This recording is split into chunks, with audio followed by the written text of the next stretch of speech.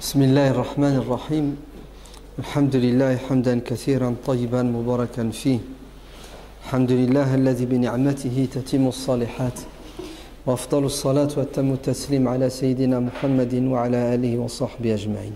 السلام عليكم ورحمة الله. إياك نعبد وإياك نستعين. C'est Abdullah ibn Abbas qui dit que toutes les révélations étaient résumées dans le Coran.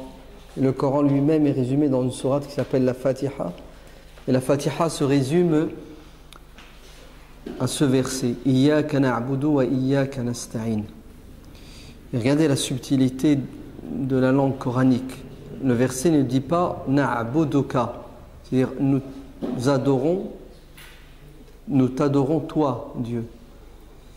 Mais le verset dit Iyyaka na'budu, c'est-à-dire c'est toi uniquement que nous adorons. Parce qu'on peut très bien adorer Dieu avec quelqu'un d'autre. فَمَنْ كَانَ يُؤْمِنُ بِاللَّهِ dans la sourate Al-Kahf, pardon, à la fin, Dieu dit قُلْ إِنَّمَا أَنَا بَشَرٌ مِثْلُكُمْ يُوحَى إِلَيَّ أَنَّمَا إِلَهُكُمْ إِلَهٌ وَاحِدٌ فَمَنْ كَانَ يَرْجُو لِقَاءَ رَبِّهِ, celui qui espère en la rencontre de son Seigneur, donc il croit, il sait qu'il va rencontrer Dieu. فَمَنْ كَانَ يَرْجُو لِقَاءَ رَبِّهِ, aidez-moi. Naham, la fin de la sourate Al-Kahf. فَمَنْ كَانَ يَرْجُو لِقَاءَ رَبِّهِ فَلْيَعْمَلْ عَمَلًا صَالِحًا. Voilà, فَلْيَعْمَلْ عَمَلًا صَالِحًا وَلَا يُشْرِكْ بِعِبَادَةِ رَبِّهِ أَحَدًا. Donc celui qui croit en Dieu, qui espère rencontrer Dieu, qu'est-ce qu'il doit faire? Il doit faire le bien. On est d'accord? Il ne faut pas partir uniquement avec des rêves et des espoirs que Dieu va nous pardonner et nous donner le paradis. Il faut arriver avec une bonne intention, avec l'espérance en la miséricorde de Dieu, mais à un sac rempli de provisions qui sont les bonnes actions. Ce n'est pas suffisant. La dernière condition est fondamentale. وَلَا يُشْرِكْ بِعِبَادَةِ رَبِّهِ أَحَدًا. Il ne doit rien associer à Dieu lorsqu'il l'adore. C'est-à-dire, tu peux très bien adorer Dieu et lui associer des pseudo-divinités. Et celui qui adore Dieu et autre chose, en même temps, son adoration n'est pas acceptée. C'est ce qu'on appelle le shirk, l'association. Et le shirk, c'est le contraire de quoi? De la sincérité, al-ikhlas. Et tu dois adorer Dieu uniquement, seul. Ton intention doit être pure. C'est pour ça le Coran dit Iyyaka na'budu. C'est toi seul que nous adorons. C'est pas nous t'adorons Seigneur. Parce que tu peux adorer Dieu en apparence et au fond de toi tu adores d'autres divinités. Wa iyyaka nasta'in. C'est à toi seul que nous demandons le secours et l'aide. C'est parce que tu crois que Dieu est tout puissant. Mais si tu penses qu'un autre être humain a du pouvoir et de la puissance, sache que tu ne mérites pas le secours de Dieu parce que tu associes à Dieu. Donc la sincérité, c'est le pilier de la croyance, c'est le pilier de la foi, c'est le pilier de l'action. C'est pour ça le prophète sallallahu alayhi wa sallam dit dans un hadith authentique, ce que je crains le plus pour vous, ce qui me fait peur, le danger imminent pour vous, ô musulmans, c'est quoi? C'est que vous adorez Dieu et en même temps, vous lui associez des divinités sans en être conscient. Ouais. On appelle ça shirkul khafi, l'association subtile. Vous savez, une fourmi, quand elle se déplace, vous l'entendez? Vous entendez les pas de la fourmi? Non. Ben, la même chose, au fond de nous-mêmes, on appelle ça comment? Le subconscient, c'est ça? L'inconscient, nous avons des pensées qui sont mauvaises, nous avons des intentions qui sont mauvaises. Ouais. Et tu fais ta prière parce que Dieu te le demande, et en même temps, tu pries pour que les gens pensent et croient que tu es quelqu'un de croyant. Par exemple, tu es assis à la mosquée Puis tout d'un coup, les gens se mettent debout, ouais, pour faire une prière non obligatoire. Puis toi, tu es là, tu les regardes, et à un moment donné, tu te dis, il faut que je me mette debout pour faire ma prière, parce que on va peut-être me regarder de travers. Tout le monde s'est mis debout, sauf moi. Hein, je vais être gêné. Donc je fais quoi, à votre avis? Je me mets debout pour prier pour Dieu, certes. Je ne vais pas me prosterner devant une statue. Mais en vérité, tout en me prosternant devant Dieu, mon intention, c'était quoi? C'était de ne pas me faire critiquer par les autres. Vous avez vu? On a associé. Allez, on va faire une collecte maintenant. Et puis tout le monde va sortir 10 €, admettons. Et puis vous, au fond de vous-même, vous n'avez pas envie de donner. Je sais pas, vous avez besoin de cet argent. Ouais. Mais comme tout le monde donne, vous êtes gêné. C'est ça? Alors vous faites quoi? Ben, vous allez sortir cet argent à contre-cœur, malgré vous. Et vous allez le donner parce que vous avez peur de la pression sociale. Vous avez peur du regard des gens. Vous n'êtes plus tout à fait sincère. Peut-être vous ne l'êtes même pas. Et d'ailleurs, il y a beaucoup de gens qui, en apparence, adorent Dieu, mais en vérité, ils désobéissent à Dieu. Parce qu'ils ne sont pas sincères. C'est pour cela qu'il y a un hadith fondamental. La plupart de nos savants qui ont écrit des recueils de hadith commencent toujours par ce hadith. C'est le hadith de Omar ibn al-Khattab. Les actes, le prophète sallallahu alayhi wa sallam a dit, les actes ne valent que par les intentions. Innamal a'malu binniyat. Ainsi, il y a des musulmans qui ont quitté la Mecque pour aller à Médine, non pas pour la religion, non pas pour suivre le prophète, non pas pour quitter une contrée hostile où ils ne peuvent pas pratiquer la religion, ils n'en avaient rien à cirer de la religion. Ce qui les intéressait, c'était faire du business. C'était trouver à Médine un réconfort. Ouais. Ce sont deux postures psychologiques, philosophiques et spirituelles différentes. Pourquoi tu fais ça? Si tu le fais pour Dieu, tu seras récompensé sur terre et dans l'au-delà. Si tu le fais pour les êtres humains, tu seras sans doute récompensé sur terre, mais en aucun cas dans l'au-delà. Des gens arriveront le jour de la résurrection en face de Dieu, en espérant la récompense, et Dieu leur dira, pas de récompense pour vous. Mais Seigneur, on a fait. Regarde les anges, ouais, c'est écrit dans notre livre. On a les preuves. Les anges ne mentent pas. Oui, effectivement, les anges ont écrit, mais les anges ne sont pas au courant de votre intention. Les anges ne sont pas capables de déceler la sincérité de quelqu'un. Ça, il n'y a que Dieu qui le sait. Donc, vous avez effectivement agi, vous avez fait du bien, on ne peut pas le nier, l'acte en lui-même, il est correct, il est bon, mais vous l'avez fait pour quelle raison? Qu'est-ce qui vous a animé? Vous cherchiez une récompense sur terre. Les applaudissements, la gloire,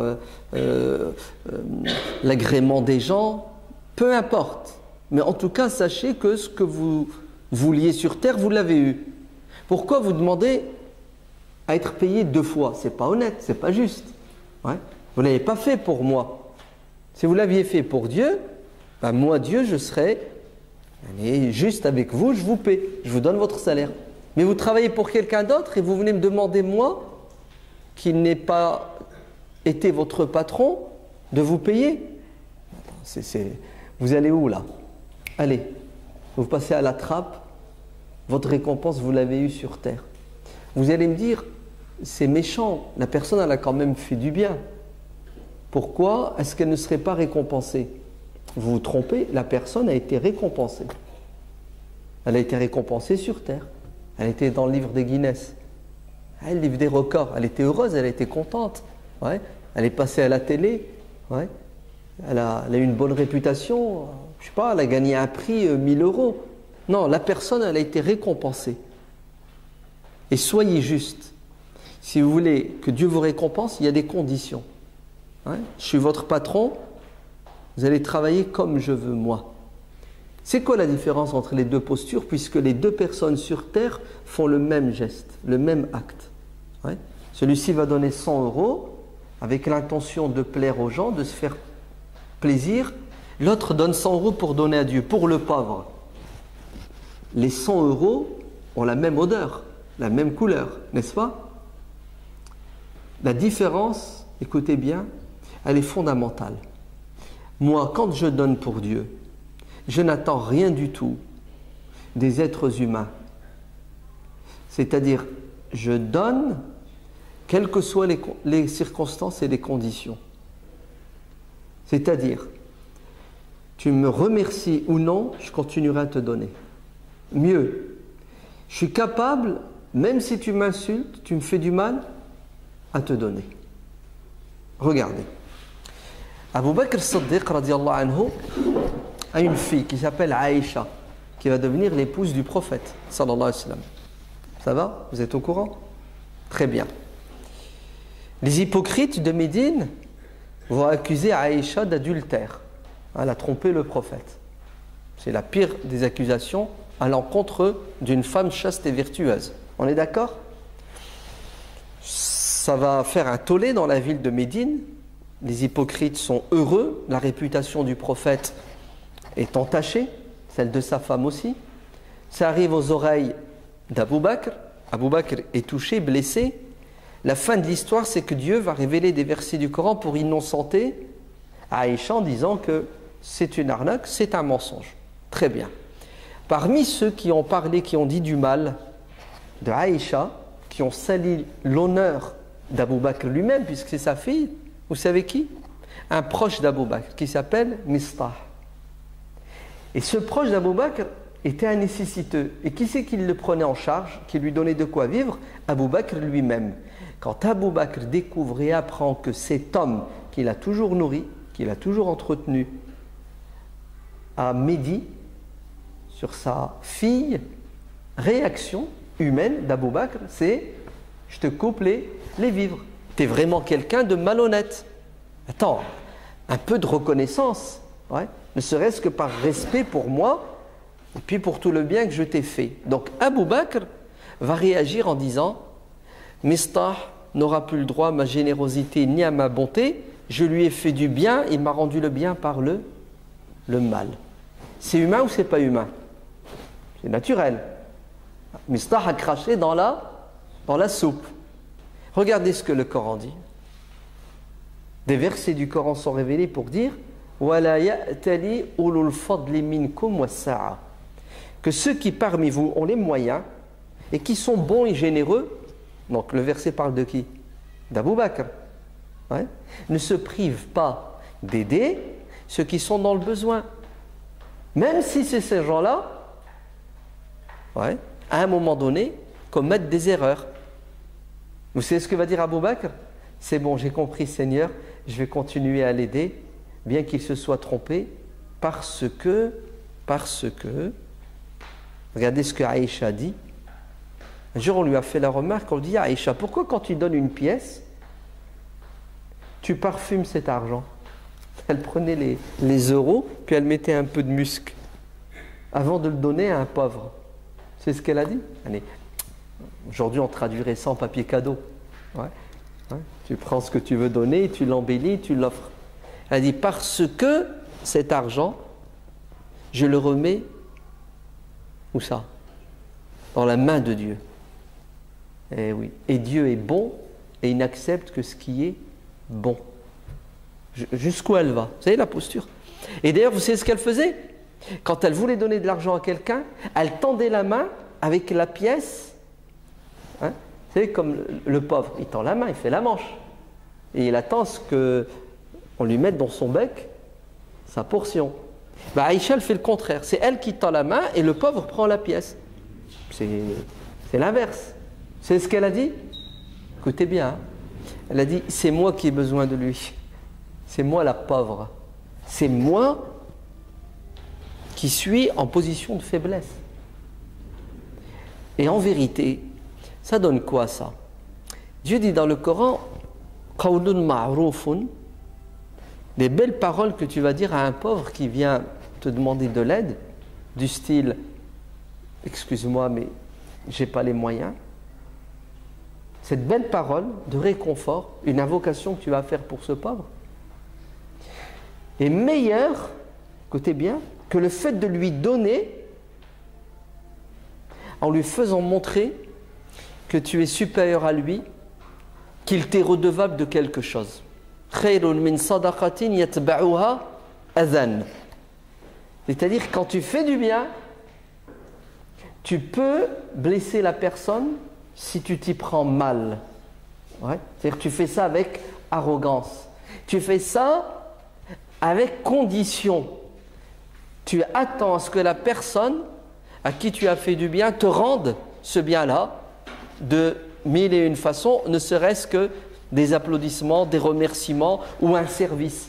C'est très dur de donner de manière désintéressée.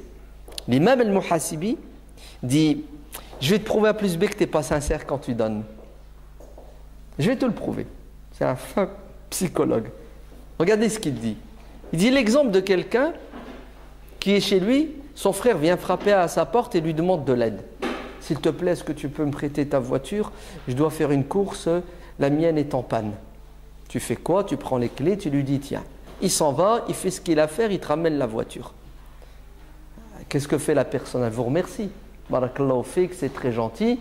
Et toi, tu lui dis de rien. C'est ce que ça veut dire de rien. Ça veut dire j'ai fait ça de manière désintéressée et je n'attends de toi rien du tout. Nous, en langage islamique, on dit je l'ai fait fisabilillah. C'est ça? Je l'ai fait pour que Dieu me récompense. Vous êtes d'accord?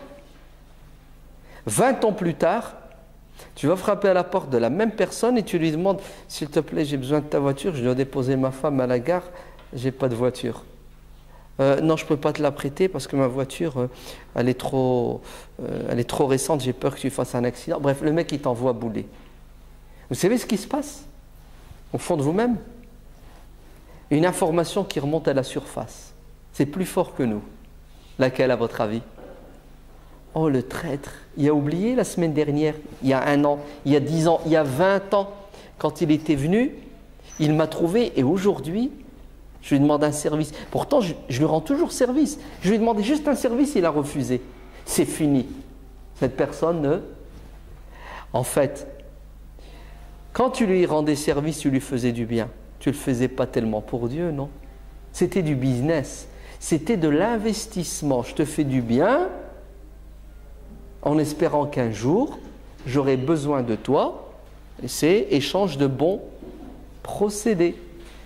Notre religion, c'est ce qu'elle nous enseigne. Elle nous dit que le meilleur parmi nous, et ce vers quoi nous devons tendre, c'est d'agir uniquement avec l'intention de plaire à Dieu. Ça s'appelle al-niyatu al-ikhlas. C'est quoi mon intention et comment je fais la chose? Sera récompensé de la meilleure façon celui qui agira uniquement pour plaire à Dieu. Celui qui agit pour plaire à Dieu et pour quelqu'un d'autre, sa récompense ne sera pas la même. Celui qui agit pour plaire uniquement aux gens, qui ne cherche pas la récompense auprès de Dieu. Abou Bakr, si tu aides cette personne de manière désintéressée, continue à faire le bien, parce que la récompense, tu l'auras toujours auprès de qui? Auprès de Dieu. C'est pour cela, une parole du prophète sallallahu alayhi wa sallam claire et évidente, il dit, cette personne seront à l'ombre le jour de la résurrection, quand les gens rechercheront l'ombre pour se protéger des rayons du soleil.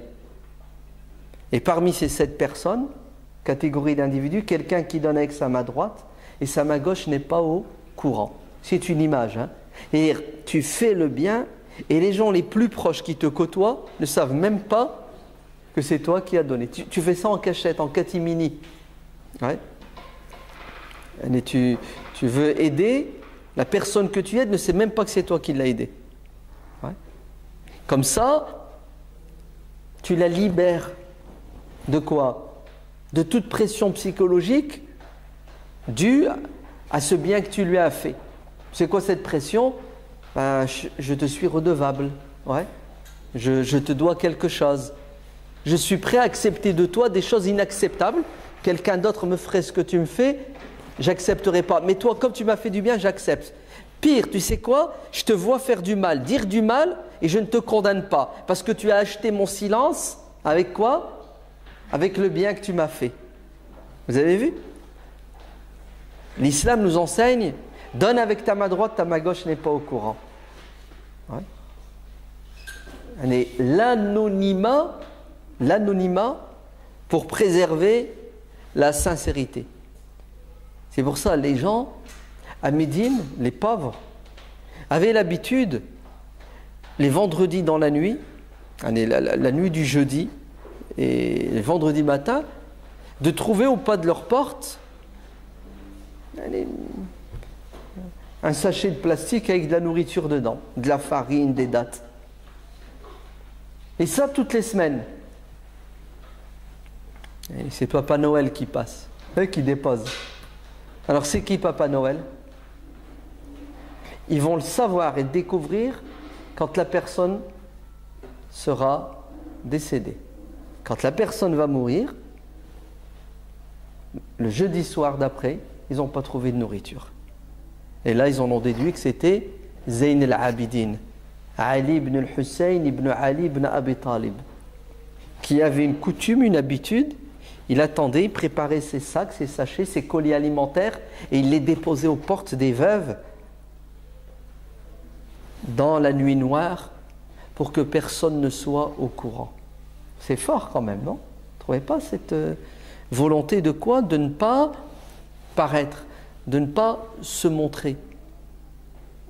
وَيُطْعِمُونَ الطَّعَامَ عَلَى حُبِّهِ مِسْكِينًا وَيَتِيمًا وَأَسِيرًا. Et ils donnent, ils aident, alors qu'ils sont dans le besoin. C'est-à-dire, ils se privent. Et ils font ça pourquoi? إِنَّمَا نُطْعِمُكُمْ لِوَجْهِ اللَّهِ لَا نُرِيدُ مِنْكُمْ جَزَاءً وَلَا شُكُورًا. On vous aide pour plaire à Dieu. Nous n'attendons de vous ni récompense, ni remerciement. Ça va loin. Hein? C'est-à-dire, j'ai pas besoin de tes remerciements. Ouais.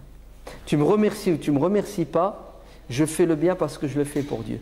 C'est la différence fondamentale entre celui qui agit pour Dieu et celui qui n'agit pas pour Dieu. Celui qui agit pour Dieu agit de manière pérenne, toujours. Il ne s'arrête pas, parce que Dieu est éternel. Celui qui agit pour d'autres considérations est à la merci des changements. Ouais. À la merci de ses intentions lui-même, à la merci de son état psychologique, il est bien, il n'est pas bien dans sa peau, à la merci de la réaction des gens. C'est pour cela, le top du top, c'est quoi? C'est de faire le bien de manière désintéressée. Regardez ce hadith, il est magnifique. Le prophète sallallahu alayhi wa sallam dit, il y avait jadis un homme qui avait une bonne intention, c'était de faire une aumône. Et il sort de chez lui avec l'intention de faire le bien pour plaire à Dieu, et il remet cet argent à qui? À une personne qu'il considère comme étant pauvre. Et en vérité, il s'avéra que cette personne était riche. Et les gens vont commenter son acte et son geste en disant, mais il fait n'importe quoi. Au lieu d'aider les pauvres, il donne l'argent à un riche. Et ça va arriver à ses oreilles. Et quand ça va arriver à ses oreilles, au lieu que ça l'affecte, parce que les gens disent du mal de lui, vous savez ce qu'il dit? Il dit, Seigneur, mon intention était bonne. Je voulais aider quelqu'un dans le besoin. Certes, je me suis trompé. Ô Seigneur, accepte mon geste. Malgré les commentaires, et les gens sont méchants, hein, vous avez remarqué, ils ne cherchent pas à trouver des excuses, c'est toujours, subhanallah, on interprète les dires et les gestes des autres dans le mauvais sens. Ouais. On dirait qu'on trouve un plaisir à rabaisser les gens. On dirait que ça nous élève. Hein. Le fait de quoi? De dénigrer les autres, ça renforce notre image de marque. Ce qui est faux, n'est-ce pas? Malgré la pression sociale, malgré la critique populaire, vous savez ce que fait cet homme? Il repart à l'attaque pour faire le bien. S'il n'était pas sincère, il aurait jeté l'éponge depuis le premier jour en disant « ça ne sert à rien d'aider les gens, regardez, tu fais le bien, ça se retourne contre toi ». Et il remet cette fois de l'argent à une femme. Et il s'avère que cette femme est une prostituée. Et les gens vont commenter son acte et son geste. Tout se sait hein, très vite. Et quand ça arrive à ses oreilles, c'est ce qu'il dit, il dit « Seigneur, mon intention c'était d'aider quelqu'un qui est dans le besoin. J'ai donné à cette femme, au Seigneur, fasse que ce geste l'aide à sortir de ce péché. Et Allah fasse que l'argent que j'ai donné à ce riche déclenche chez lui l'envie de donner aux pauvres. » Est-ce que vous croyez qu'il va s'arrêter là parce que les gens disent du mal de lui? Il est toujours rattaché à Dieu. Et il sort et il donne à nouveau de l'argent à qui? À un voleur. Il ne sait pas que c'est un voleur. Et les gens parlent et disent du mal de lui. Il fait n'importe quoi. Il a donné de l'argent à un voleur. S'il n'était pas sincère, cet homme, dès la première expérience, il aurait arrêté. C'est pour cela, ce qui est fait pour Dieu dure dans le temps. Ce qui n'est pas fait pour Dieu est éphémère. C'est-à-dire, ce qui n'est pas fait pour Dieu dépend de la réaction positive ou négative des gens.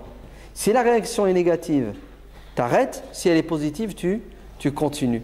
C'est pour cela, Al-Muhasibi dit, quand tu as aidé la personne, en apparence, tu l'as aidé de manière désintéressée, mais en fait, ouais, au fond de toi-même, il y avait toujours cet espoir que ce geste altruiste se transforme en quoi? En investissement un jour ou l'autre. Et puisque la personne ne t'a pas aidé au moment où tu avais besoin, tu regrettes même le bien que tu as fait il y a 20 ans. Vous vous rendez compte comment le diable ne nous lâche pas les baskets? Tu fais du bien aujourd'hui, tu es bien intentionné, c'est ça? Tu as pris toutes les précautions pour que ta sadaqa soit acceptée par Dieu, dans le fond et dans la forme. On est d'accord? 10 ans plus tard, le diable te fait regretter le bien que tu as fait, tu l'annules. C'est terrible. 10 ans, 20 ans, 30 ans plus tard. Ouais. C'est pour ça, c'est l'imam Al-Ghazali qui disait dans son livre, lorsque tu fais du bien dans une grotte, dans une caverne, dans le noir, il n'y a personne qui te voit, personne n'est au courant sauf Dieu. Le diable va tout faire, il ne te lâchera pas les baskets pour qu'un jour ou l'autre, tu divulgues cette bonne chose que tu as faite, pour que tu en parles. Ouais. Pourquoi? Il va te pousser à ce que les gens soient au courant, justement pour que tu y trouves une satisfaction. C'est pour ça, écoutez bien, l'imam Al-Ghazali dit An-nasu kulluhum halka illa al-alimun. Les gens sont tous voués à leur perte, sauf ceux qui savent. L'ignorant, il est perdu, m'skin. Le savant a beaucoup plus de chances de s'en sortir. L'ignorant est aveugle, le savant est voyant, clairvoyant. Mais regardez ce qu'il dit. Mais même les savants sont voués à la perdition, sauf ceux qui parmi eux agissent. Il ne suffit pas de connaître et de savoir, faudrait-il encore mettre en pratique ton savoir. On est d'accord? Regardez ce qu'il dit. Et ceux qui agissent sont en danger, sont voués à leur perte, sauf ceux qui sont sincères quand ils agissent. Et même ceux qui sont sincères quand ils agissent, vous avez vu la progression, hein? Les ignorants sont perdus, les savants ont plus de chance. Les savants sont perdus, sauf ceux qui agissent parmi eux. Et ceux qui agissent sont en danger, sauf ceux qui sont sincères. Et ceux qui sont sincères sont en danger parce que tu peux être sincère pendant 50 ans et la 51e année, château de cartes, tu détruis tout le travail que tu as fait. C'est terrible, hein? D'ailleurs, qu'est-ce que dit le hadith? Ce hadith, il fait peur. Même Muslim le rapporte. D'après Abu Huraira, le prophète sallallahu alayhi wa sallam a dit, les 3 premières personnes dans cette communauté qui seront jugées et qui iront en enfer sont un savant, un généreux et un martyr. Vous vous rendez compte, un savant religieux, qui guidait les gens, qui dispensait son savoir. Dieu dira aux anges, mettez-le en enfer. Ce savant va réagir en disant, Ya Allah, attends, il y a une erreur. Ouais. Moi en enfer, j'ai fait ça, j'ai dit ça, j'ai fait ça et j'ai dit ça. Je représentais ta religion sur terre et j'ai guidé les gens. Dieu lui dit, oui, effectivement, tu as fait tout ça, mais tu l'as fait pour que les gens disent de toi que tu étais savant. Et qu'est-ce qui t'est arrivé? Tu as eu ce que tu voulais sur terre, la gloriole. Tu étais renommé. Tu avais la renommée. Tu étais connu. Ouais. Tu étais une star. Maintenant, va chercher la récompense auprès de ceux que tu as adorés. Moi, tu ne m'as pas adoré. Vous comprenez le dilemme où il est? Et même chose pour le généreux qui donnait. Et même chose pour le martyr. Regardez jusqu'où va l'individu. Il va jusqu'à se donner la mort. C'est-à-dire, il va jusqu'à prendre le risque de mourir au champ de bataille, non pas pour plaire à Dieu, mais pour entrer dans l'histoire. Pour que les gens disent, même après sa mort, c'est-à-dire la gloire posthume. Allez, normalement, tu cherches la gloire et puis tu en profites de ton vivant. Non, celui-là, il va au champ de bataille, il meurt, ouais. Alors qu'une fois mort, il ne reçoit pas les... C'est terrible, hein. On a questionné le prophète sallallahu alayhi wa sallam en ces termes: ô messager de Dieu, quelqu'un qui se bat pour son clan, quelqu'un qui se bat pour montrer qu'il est valeureux, est-ce que c'est quelqu'un qui est sur le sentier? Est-ce qu'il est sincère? Le prophète dit non. Le combattant sincère, c'est celui qui se bat pour que la parole de Dieu l'emporte sur toutes les autres paroles. C'est-à-dire pour que la justice. Parce que tu peux très bien te battre et te sacrifier pour une idéologie qui est fausse et qui est mauvaise et qui est dangereuse.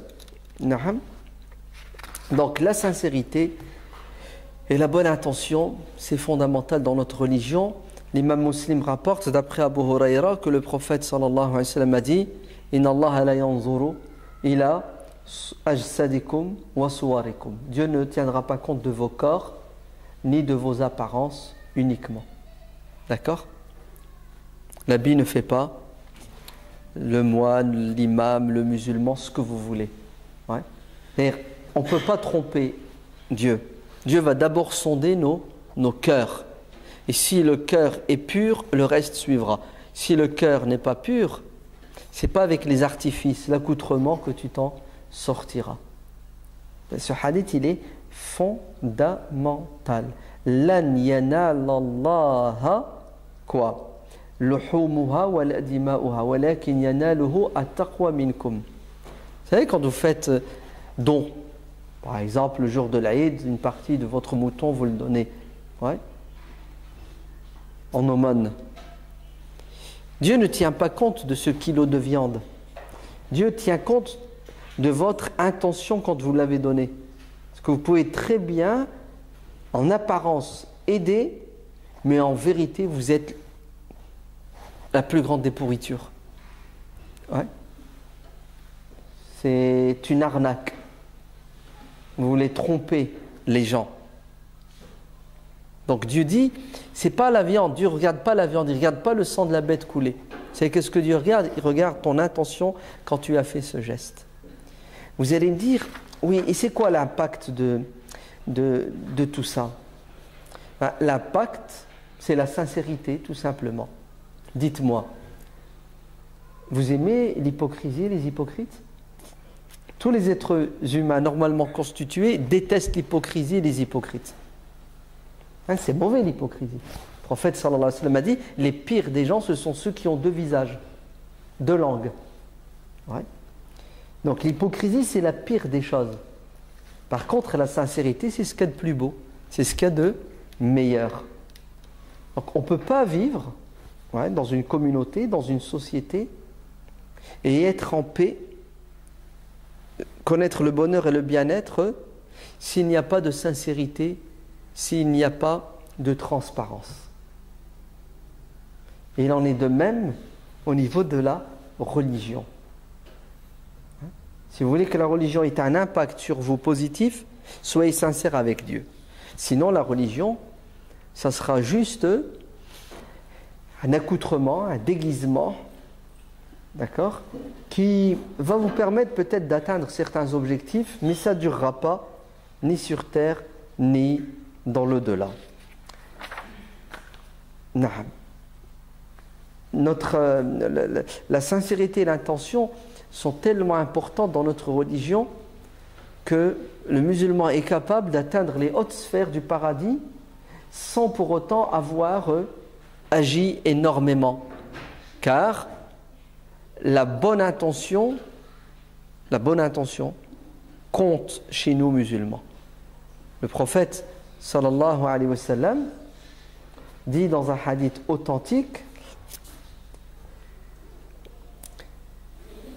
si vous devez envier des personnes, si vous devez rechercher à ressembler à des gens, cherchez à ressembler à quelqu'un de riche et qui fait bon usage de sa richesse. Et quelqu'un qui gagne de l'argent de manière licite, il en gagne beaucoup et il le dépense dans les œuvres humanitaires. Celui qui a l'intention de ressembler à cette personne, même si concrètement son rêve ne se réalise pas, il aura la même récompense que celui qui a fait le bien. Mais par exemple, vous avez tous été au courant de Bill Gates, c'est ça? Une partie de sa fortune, il en a fait quoi? Il a créé une fondation caritative.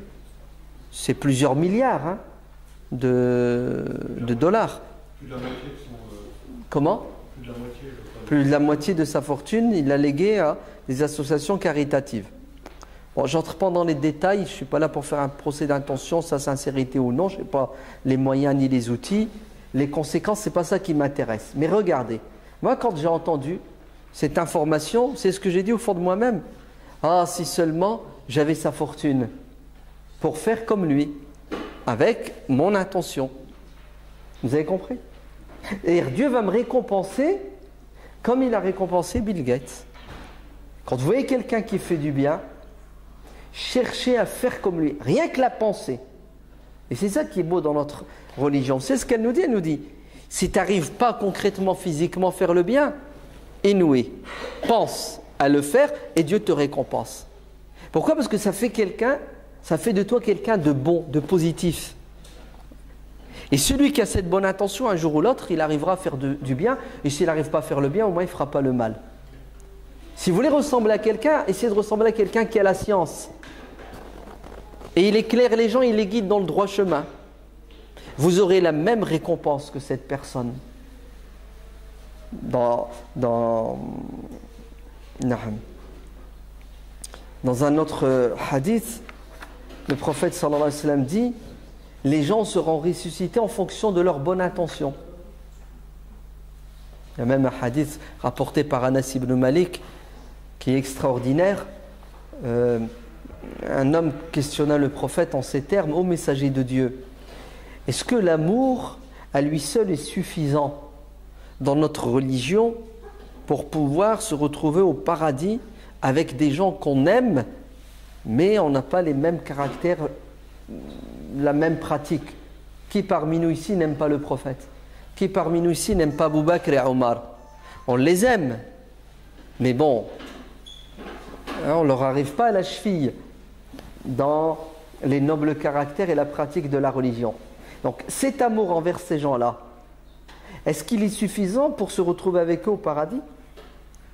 Le prophète sallallahu alayhi wa sallam répond à cette question en disant: vous serez là-haut au paradis avec ceux que vous aimiez sur terre. C'est-à-dire, sur terre, vous aimez le prophète et ses compagnons, vous avez l'intention de leur ressembler,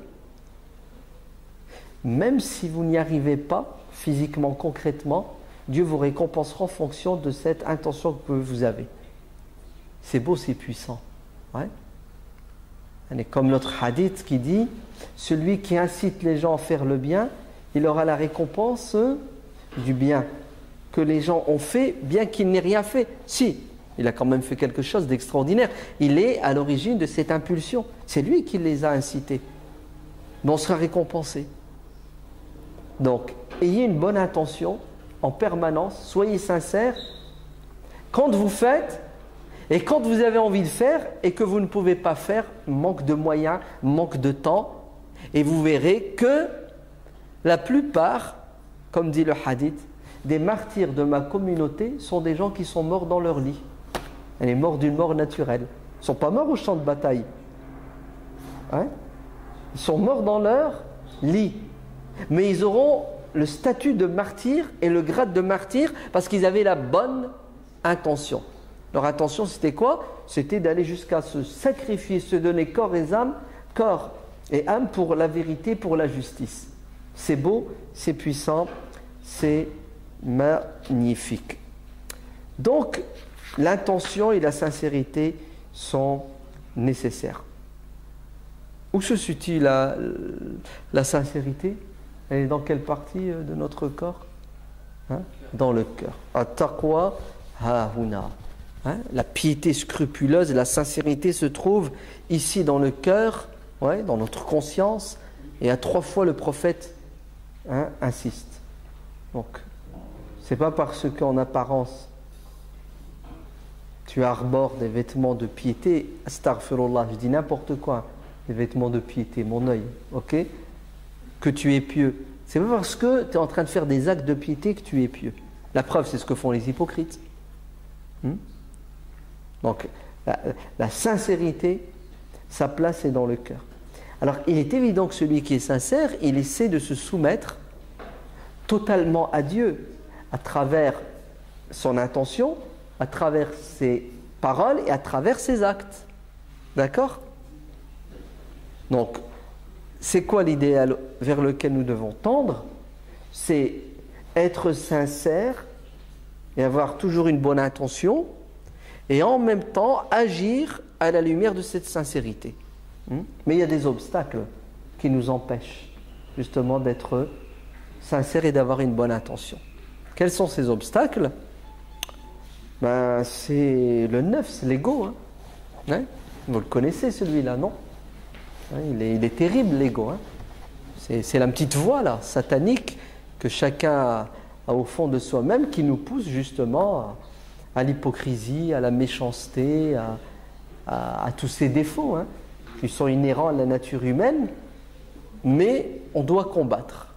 On doit combattre ces choses-là. Alors c'est dur, parfois, vous savez, tu deviens même un peu schizophrène, d'accord?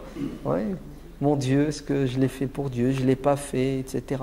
Parfois, tu commences une bonne action avec une bonne intention, et en plein milieu de l'action, hop, tu as une idée.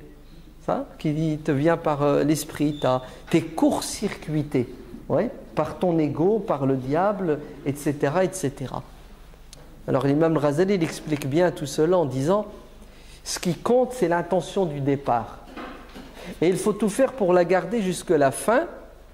Et s'il y a des courts-circuits, il faut les rejeter, les combattre, d'accord? Et il ne faut surtout pas arrêter le bien que vous faites sous prétexte que je ne suis pas sincère. Parce que l'objectif du diable, dans tous les cas de figure, c'est quoi? C'est que tu ne fasses pas le bien, que tu n'adores pas Dieu, et si jamais tu adores Dieu, tu fais le bien, que tu ne le fasses pas de manière sincère. Donc, comment répondre à ces attaques sataniques et diaboliques? C'est d'être sincère et de faire le bien. Pour ça, le Fudayl ibn Iyad dit, celui qui fait pour plaire aux gens n'est pas sincère. Celui qui arrête de faire pour plaire aux gens, il n'est pas sincère non plus. Celui qui fait pour plaire aux gens, c'est du riya, il cherche à se montrer. Celui qui délaisse une action parce qu'il a peur du regard des gens, il fait du shirk, il ne craint plus Dieu uniquement. Donc dans tous les cas de figure, qui c'est qui est gagnant? C'est le diable, puisqu'il vous a empêché d'agir. Qui sera sauvé? Celui qui arrivera à faire le bien et à adorer Dieu de manière purement sincère. Donc il faut se battre, c'est ça, pour être sincère, toujours avoir la bonne intention. Le premier des obstacles, c'est notre ego. Le deuxième des obstacles, c'est le regard des gens. Le regard des gens pèse sur nous, malheureusement. Comment le combattre? Il faut toujours avoir à l'esprit le regard de Dieu. Cherchez pas à plaire aux gens en déplaisant à Dieu, parce que vous n'arriverez jamais à atteindre l'agrément des gens. Ils sont trop nombreux déjà, et puis les gens sont compliqués. Tu plais à l'un, tu déplais à l'autre, tu n'as pas fini. Tu vas te torturer en permanence. D'ailleurs, Tu vas devenir fou puisque tu n'as plus de personnalité. Ouais? Tu es une girouette. Tu vas dire une chose et son contraire. Allez, à cette personne, tu vas lui dire « Oui, c'est bien, tu as raison ». 10 minutes après, une autre personne qui dit le contraire, tu vas lui dire « Oui, c'est bien, tu as raison ». Au fond de toi-même, il faut encaisser, supporter d'avoir deux discours contradictoires. Tu te sens hypocrite à un moment donné. Ouais? Et c'est pas bon. L'être humain, quand il n'est pas sincère avec lui-même, il n'est pas bien dans sa peau. Donc ne cherchez pas à plaire aux gens aux dépens de la vérité. Ouais? Dites ce que vous pensez, quitte à le dire à dose homéopathique, mais ne dites jamais le contraire de ce que vous pensez. Ne mentez pas. Soyez entier, sinon vous n'êtes pas sincère. Hein? Quitte à ce que ça déplaise à qui? À la personne. Et alors, ça plaît à Dieu. Celui qui recherche la satisfaction des gens aux dépens de celle de Dieu, Dieu sera en colère contre lui et Dieu fera que tous les gens seront aussi en colère contre lui. D'ailleurs, les gens, ils ne sont pas bêtes, ils verront très bien à la longue que tu es un hypocrite, que tu es malhonnête, que tu n'as pas de personnalité. Ouais? Ils vont te mettre dans une case, oh celui-là. Ouais. Par contre, chercher à plaire à Dieu, même si ça déplaît aux gens, c'est une question de temps. À la fin, les gens vont vous respecter parce que vous êtes honnête, vous êtes entier. Ouais. Bien entendu, les mauvais ne vous accepteront jamais, dans n'importe quel cas de figure. Puis plaire à Dieu, c'est plus simple, il est seul. Ouais. Plaire aux gens, c'est pas évident, c'est pas facile, c'est même impossible.